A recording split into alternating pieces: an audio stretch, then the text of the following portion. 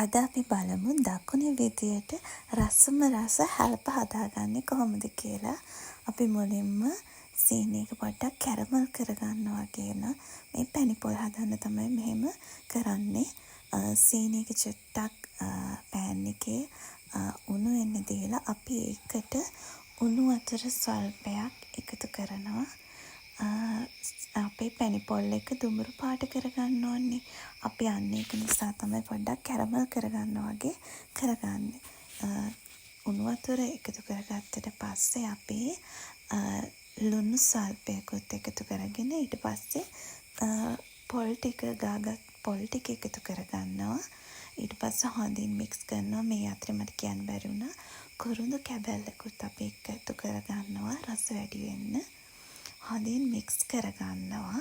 ඊට පස්සේ මෙන්න මේ වගේ ඉන්පස්සේ අපි බෝල් එකක් අරගෙන ඒකට පාන් පිටි කෝප්ප 3ක් සහ කුරක්කන් 1 කෝප්පයක් එකතු කරගන්නවා. 3ට 1 අනුපාතයෙන් තමයි අපි එකතු කරගන්නේ.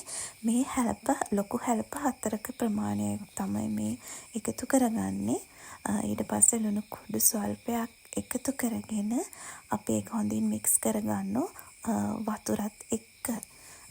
මේක අපේ හොඳින් මික්ස් කරගත්තට පස්සේ මේක අතේ ඇලෙන්නේ නැති වෙන පදම වෙනකන් තමයි අපි මේක කරගන්නේ. වතුර එකපාරට එකතු කරන්න එපා. මොකද එතකොට වතුර වැඩි වෙන්න පුළුවන්. ටිකින් ටික තමයි වතුර එකතු කරගන්න ඕනේ. අදිසියවත් වතුර වැඩි වුණොත් කුරක්කම් පිටි ස්වල්පයක් එකතු කරලා පදම හදාගන්න. මෙන්න මේ වගේ අතේ ඇලෙන්නේ නැති වෙන ගාන වෙනකන් හොඳට මික්ස් කරගෙන පස්සෙ අපි පොල් තෙල් ටිකක් උඩින් ගා ගන්නවා. මොකද අපේ මිශ්‍රණය අතේ ඇලුනහම අපිට කරදර නිසා. අපි මේ හැලප 4ක ප්‍රමාණය කිව්වනේ. අපි මේක සමව 4කට කඩා ගන්නවා. ලොකු හැලප තමයි මේ 4ක ප්‍රමාණය තියෙන්නේ. මේව පොල් තෙල් අතේ ගාගෙන තමයි කරන්න ඕන. නැත්තම් අතේ ඇලෙන්න බලනවා.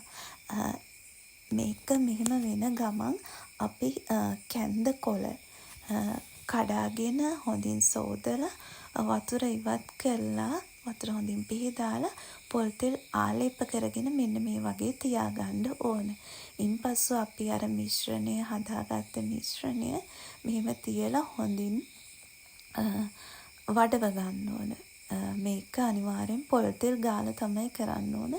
නැත්තම් අපි මේක තැඹුණාම ගලවද්දි හරි අමාරුයි. ඒක නිසා කොළේ ඉරෙන්න බලනවා. ඒක නිසා අපි අනිවාර්යෙන් පොල් තෙල් ගාලා මේ වගේ විහිදිලා යන්න මට්ටම් කරගන්නවා.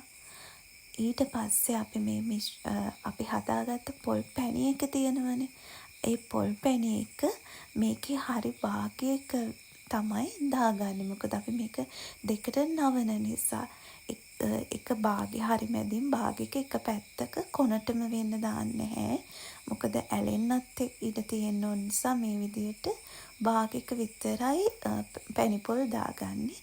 දාගෙන අපි මෙන්න මෙහෙම දෙකට නවා ගන්නවා. දෙකට නවාගෙන කොන් ටික හොඳින් මට්ටම් කරගන්නවා. හොඳින් එකට ඇලෙන්න.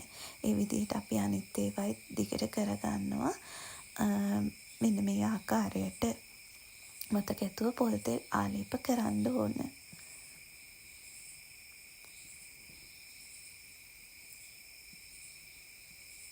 අපි ඒ අතරේ අපේ රයිස් කුකර් එකේ වතුර දාලා ස්ටීම් තමයි කරන්නේ අපි. වතුර දාලා රත් වෙන්න තියලා තමයි මේ ටික කරන්න ඕනේ. එතකොට අපි මේ ටික වඩවගෙන ඉන්නකොට වතුර එක හරියටම රත් වෙලා තියෙනවා. ඊට මේ වගේ පොල් පැණි අතුර ගන්න ඕන.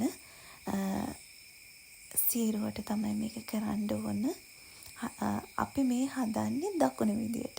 තවත් සමහරු මේ හැලප හදනවා මේ අපි වඩවගත්ත කුරක්කා මිශ්‍රණයට පොල් පැණි එකතු කරලා එකට අනලා රොටියක් ආකාරයට තියෙනවා. එහෙම වුණාම අර පැණි පොල් වල නියම රසය එන්නේ නැහැ. දකුණු ක්‍රමයට තමයි අපි මෙහෙම පැණි පොල් මැදට දාලා ජෑම් පාට්ස් එකක් විදියට හදලා තමයි කරන්නේ. ඊට පස්සේ අපි මේ ස්ටීමරේ අරගෙන හොඳට හුමාලය වැදින ආකාරයට අතුර ගන්නවා. අතුරගෙන වහලා විනාඩි 15ක් 20ක් යනකොට මේක හොඳට තැම්බෙනවා. ඒ විදියට මේ තැම්බගත්ත මේ මිශ්‍රණය තමයි ඔබට පේන්නේ.